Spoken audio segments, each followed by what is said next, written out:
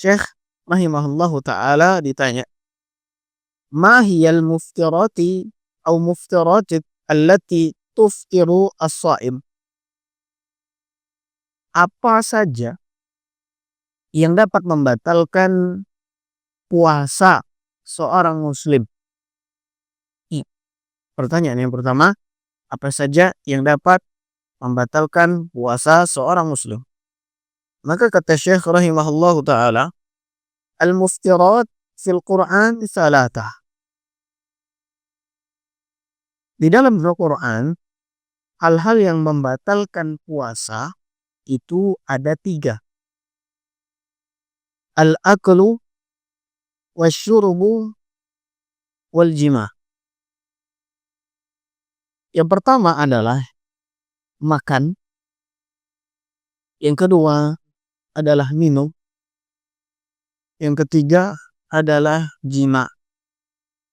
Hubungan biologis suami istri. Wa dalilu dzalika qauluhu ta'ala atau qaulihi ta'ala. Dalilnya adalah firman Allah Subhanahu wa taala dalam surah Al-Baqarah ayat ke-187. Allah katakan, "Fal'ana bashiruhunna wabtaghu ma kataballahu lakum." Maka sekarang campurilah mereka, ini istri-istri kalian, dan ikutilah apa yang telah ditetapkan Allah untuk kalian. Wa kulu washrabu, dan makanlah kalian, minumlah kalian, hatta yatabayyana lakumul khaytul abyadu minal khaytil aswadi minal fajr. Sampai terang bagi kalian benang putih dari benang hitam, yaitu terbitnya fajar. Tsumma atimmus siyama ilal lail. Kemudian berpuasalah atau sempurnakan puasa kalian sampai nanti datangnya malam, itu berbuka puasa. Maka kata Syekh, fabi an-nisbah lil akal wa syurbi sawa'an kana halalan am haraman.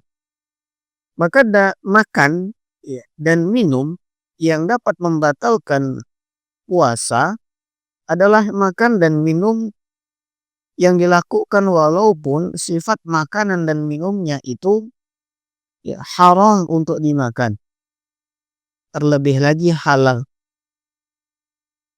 Wasawa'an kana nafi'an aw daran aw la nafi'an wa la daran.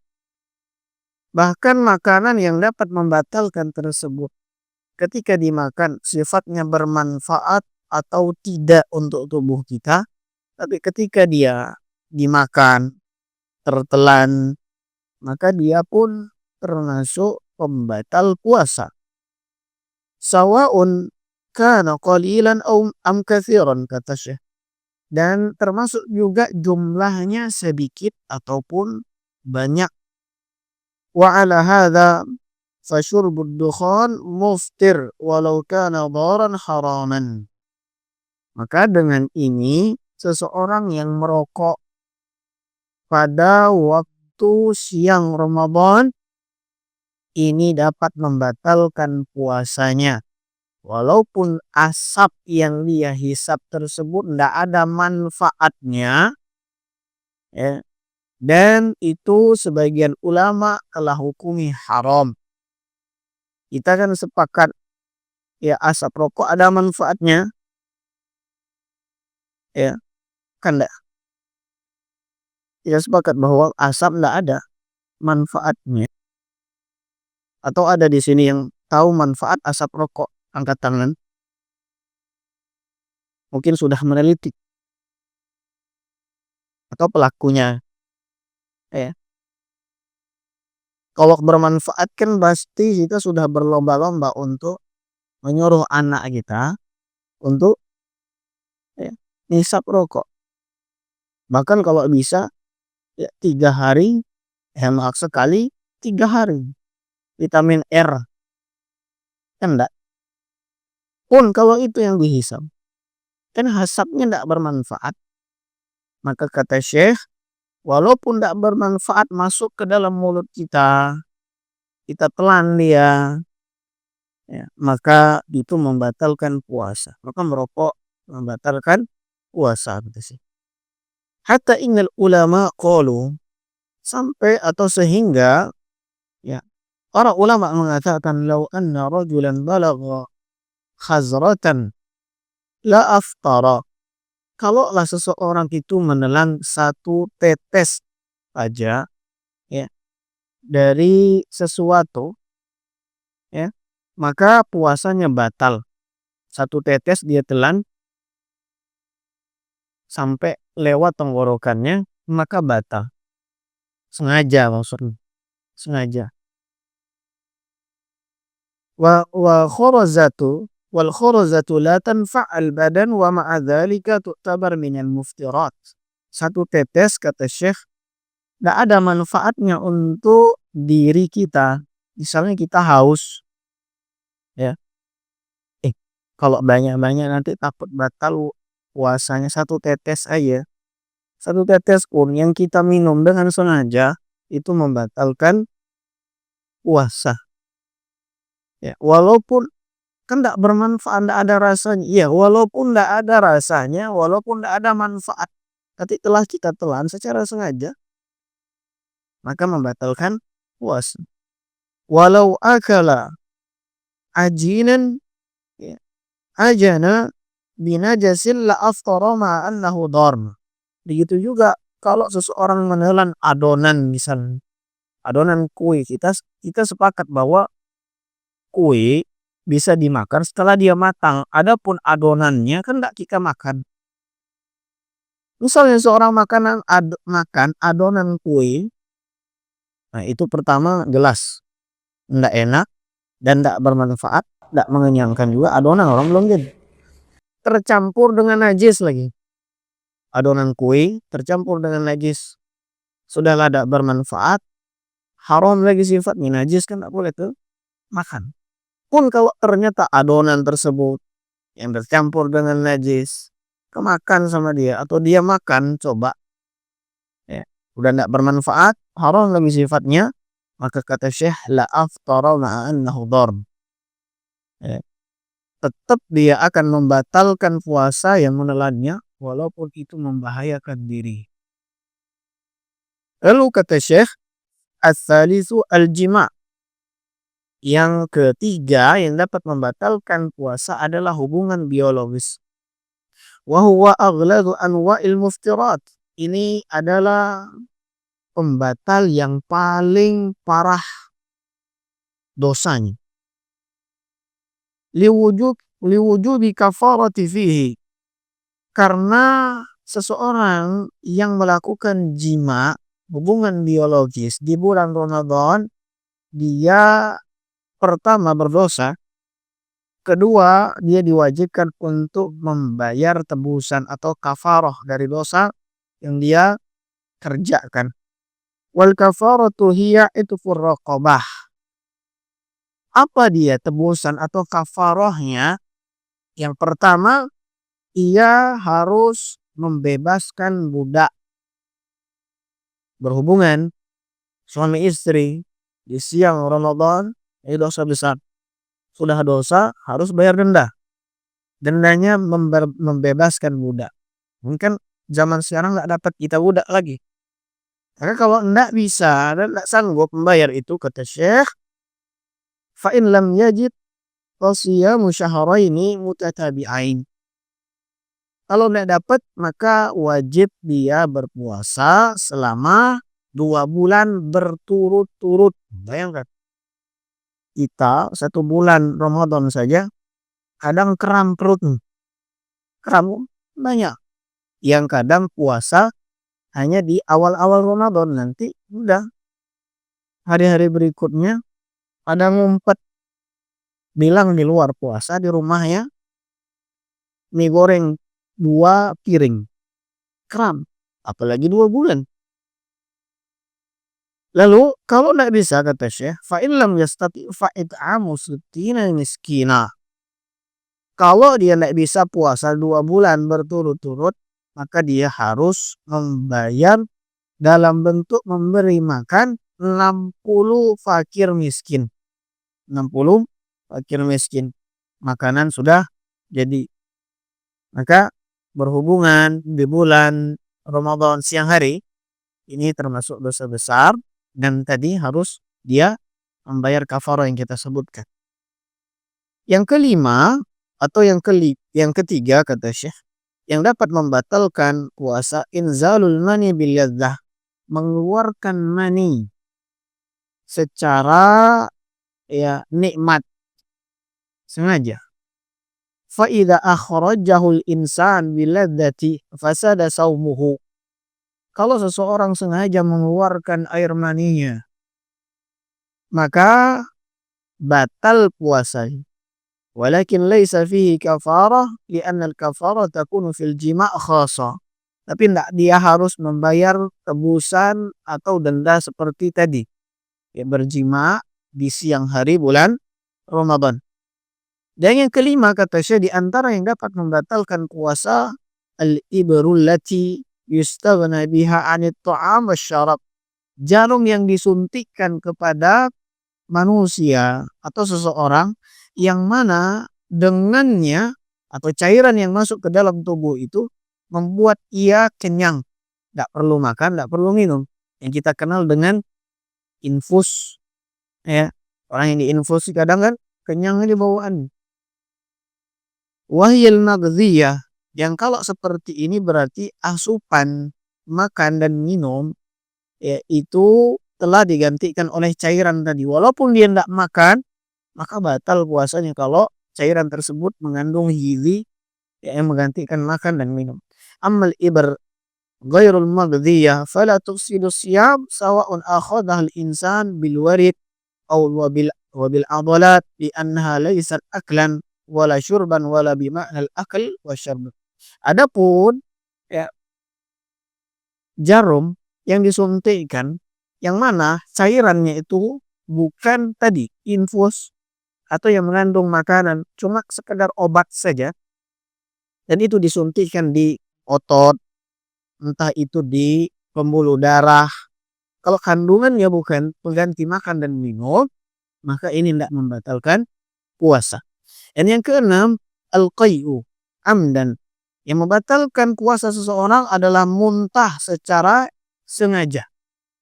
Fa'idha taqayya'a al-insan amdan fasada saumuhu. Kalau sengaja dia melakukan muntah, ada orang bisa sengaja muntah, bisa entah itu dimasukin mulutnya pakai jarinya, nanti udah laporan sama ibunya, mungkin saya muntah bu, dia sengaja, batal.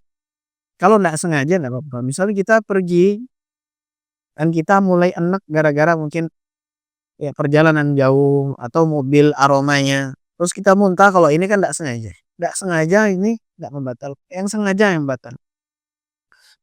Lalu yang ke-7 kata Syekh, di antara pembatal puasa khurujud damil haid awin nifas, keluarnya bagi wanita muslimah darah haid atau nifas. Fa idza kharaja minal mar'ah damul haidi awin nifas walau qabla al-ghurub bilahzatin fasada saumu. Kalau misalnya keluar darah yang kita sebutkan tadi, haid dan nifas, walaupun di detik-detik akhir ketika dia melakukan puasa, maka batal puasanya.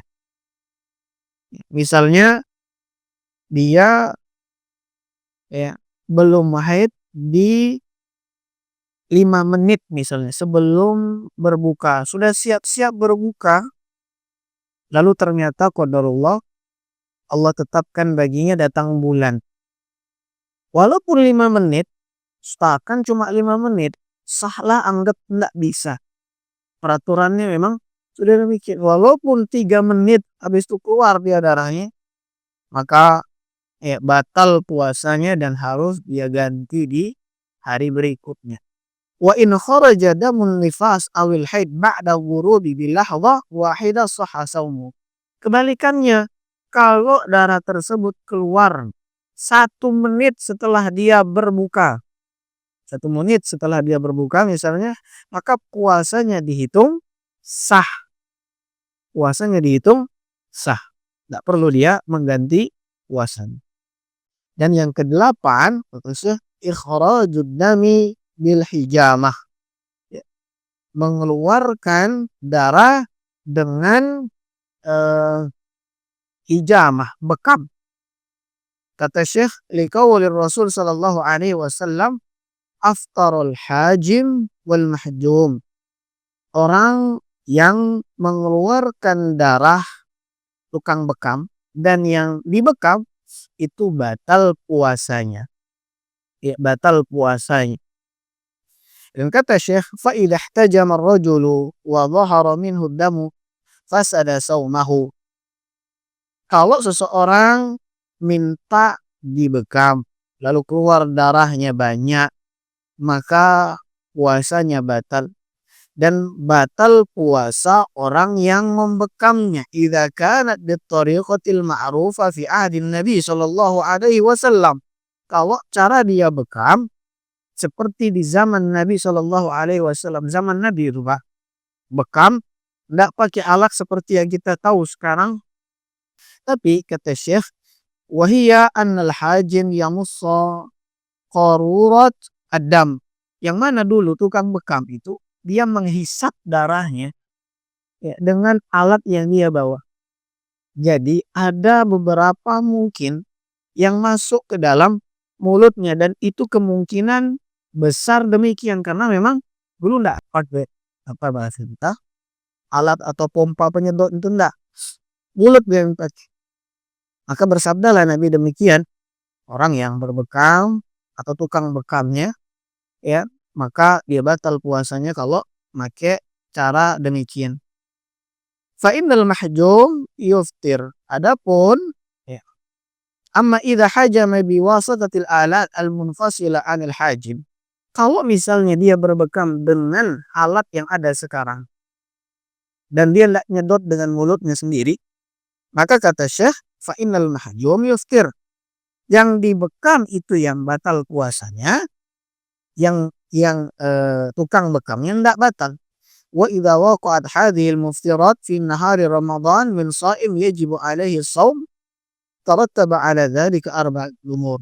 Maka kalau ini terjadi ya, yang kita sebutkan tadi, pembatal-pembatal puasa di siang hari Ramadan, maka yang berlaku kepada orang yang berpuasa tersebut 4 perkara. Yang pertama adalah dosa. Yang kedua adalah puasanya batal. Yang berdosa ini kecuali haid dan nifas ya. Haid dan nifas ini kan tidak bisa direncanakan. Adapun tadi hubungan biologis, makan dan minum, apa tadi muntah dengan sengaja, habis itu bekam. Ini kan bisa seseorang mengontrolnya kapan dia mau, kapan dia tidak. Ya, maka yang pertama dia berdosa kecuali haid dan nifas. Yang kedua puasanya batal. Yang ketiga dia wajib memuasai hari itu. Maksudnya walaupun dia terhitung puasanya batal, maka dia tetap harus menahan ya, lapar dan harus menahan minumnya. Ya, cuma sebagian kita kan kalau sudah ya, melanggar pikirannya, oh orang tidak dihitung kok. Ya orang tua juga nanti kodok ya sudah makan saja. Ibarat anak yang terlambat masuk kelas. Kalau terlambat masuk kelas, tidak dihitung kehadirannya. Maka dia pikir daripada saya terlambat dan masuk ke kelas, tidak dihitung kehadirannya, mending saya bolos sekalian. Kita kan begitu. Jadi sebagian ulama katakan orang yang melanggar pelanggaran puasa dan itu membatalkan puasanya, dia harus tetap ya, memuasai hari itu. Itu hukuman untuk dia dan tidak dianggap puasanya, dia harus ganti di hari yang lain. Yang keempat, wajib dia mengqadha. Wajib mengqadha puasanya. Kita baca langsung ya, terjemahannya. Ya, disifat jika batal karena jima, ini bersetubuh, ada perkara yang kelima. Ada perkara yang kelima yaitu kafaroh. Kafaroh tadi yang kita sebutkan. Akan tetapi perlu diketahui bahwa pembatal puasa di atas yang kita sebutkan tidaklah membatalkan kecuali memenuhi 3 syarat. Jadi pembatal-pembatal puasa yang kita sebutkan tadi, hendak dia berlaku kecuali 3 syarat. Yang pertama ilmu. Jadi yang mengerjakan itu tahu bahwa itu pembatal puasa. Kalau dia tidak tahu, maka tidak batal puasa. Yang kedua ingat. Maka seseorang kalau dia melakukan itu dengan kesadaran penuh dan dia ingat, maka batal puasanya. Tapi berbeda dengan orang yang lupa. Maka lupa dia di tengah puasa tiba-tiba makan, tiba-tiba minum, ini tidak membatalkan ya puasa. Kalau dia ingat baru dia batalkan puasa. Yang ketiga iradah, keinginan untuk melakukannya. Maka seseorang yang dipaksa untuk makan, minum, dan hal-hal yang kita sebutkan tadi itu tidak membatalkan puasa karena di luar kemampuannya. Luar kemampuan dia. Jika orang yang puasa melakukan sesuatu dari pembatal di atas dengan kejahilan atau tidak tahu ilmu, baik jahil akan waktu atau jahil akan hukumnya. Contoh, jahil dengan waktu seperti seseorang bangun malam dan menyangka bahwa fajar belum terbit, sehingga dia pun makan dan minum. Tetapi setelahnya baru dia tahu ternyata fajar telah terbit. Masih gelap. Dia tidak tahu di dalam rumahnya. Ternyata setelah makan-makan, wih, sudah terbit fajar. Yang seperti ini puasanya sah. Karena dia tidak tahu. Ya, atau dia jahil akan waktunya puasa tadi. Contoh jahil dengan hukum. Tidak tahu dengan hukum. Seseorang berbekam dan dia tidak tahu kalau berbekam membatalkan puasa, maka kita katakan kepadanya puasanya tetap sah karena dia tidak tahu hukumnya. Ya. Begitu juga ya, hadis tentang yang dikatakan oleh Asma binti Abu Bakar radhiyallahu an. Dia meriwayatkan bahwa dia pernah berbuka puasa dengan para sahabat ketika hari sedang mendung. Dan ketika itu tiba-tiba sudah buka puasa, mendungnya hilang, mulai nampak mataharinya. Ternyata kami, kata Asma, berbuka ketika masih siang. Kalau sekarang kan udah ada jam, ada aplikasi. Kalau dulu ya memang benar-benar mengandalkan matahari. Para sahabat buka di siang hari yang mendung sekali. Tidak kelihatan. Ya tiba-tiba ternyata mendungnya lewat, itu masih siang. Maka ya kata Nabi SAW, kata Asma, ya, kami tidak tahu dan menyangka matahari telah tenggelam. Nabi SAW tidak memerintahkan kami untuk mengganti atau mengqadha puasa kan karena memang tidak tahu sama waktunya tadi. Dan kata Syekh, jika qadha itu wajib, tentu Nabi telah memerintahkan. Jika Nabi memerintahkannya, tentu beritanya sampai kepada kita. Namun ya wajibnya seseorang imsak sampai matahari tenggelam ya, ketika dia sudah tahu ya, walaupun mungkin tidak sengaja makan dan minum, maka selesaikan makanannya secepatnya, jangan lupa. Tapi masih setengah, ketika diingatkan nanggung masih setengah ya, nanggung belum minum, tidak boleh. Kalau memang belum sempat minum ya sudah ya, makanannya masih setengah, minumannya belum diminum, ya itu sudah ya, kalau ketika itu ingat. Lalu kata Syekh, ya, wajib seseorang itu tetap menjaga puasanya dengan tidak makan dan minum sampai nanti tenggelam matahari, karena dia lakukan sebelumnya karena lupa. Dengan begitu puasanya sah. Yang kedua, ingat, misalnya kata Syekh yang kebalikannya lupa. Jika orang yang puasa makan dan minum karena lupa, maka puasanya sah. Ya. Begitu juga kata Syekh yang ketiga, iradah. Dia ada keinginan melakukan pembatal puasa tadi. Maka jika orang yang berpuasa melakukan hal-hal yang membatalkan puasa tanpa kehendak dan pilihannya, maka puasanya sah. Jika dia berkumur-kumur, kemudian air tiba-tiba Pak ya, tertelan tanpa kehendaknya, masa puasanya sah. Tapi kalau kumur-kumurnya kita lihat kok lama sekali kumur-kumurnya, terus airnya kok nggak dibuang-buang dari mulutnya, ya masuk ke tenggorokannya terus. Oh ini minum namanya.